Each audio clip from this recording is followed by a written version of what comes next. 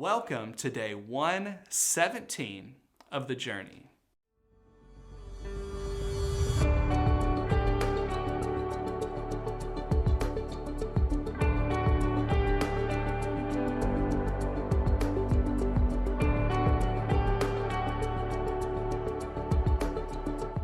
In Judges chapter 7, we see a testimony of God's power as he defeats the entire Midianite army with only 300 Israelites. My favorite verse in this scripture is in verse 2, where God says to Gideon, "You have too many warriors with you. If I let all of you fight the Midianites, the Israelites will boast to me that they saved themselves by their own strength." Have you ever had a moment when someone calls you out perfectly for how you would react to a situation?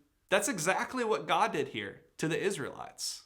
He knew the mindset and reaction they would have to the victory over the Midianites if he went ahead of them at full strength. So, through a process, he had Gideon dwindle the army down from 32,000 to just 300 men.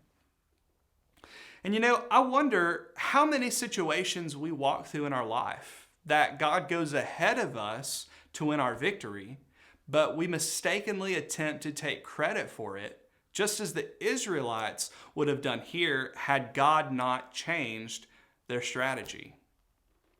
And I also wonder how many times God lets us feel the reality of our trials and even mistakes so we recognize and understand that He is the one going before us. He is the one fighting our battles for us. And that our victory isn't reliant or dependent on us. My prayer for us today is that we will recognize the power of God at work in our lives, that we wouldn't take credit for His victory, and that we would be a testimony of God's power, the same way the Israelites were a testimony of God's power in their victory over the Midianites.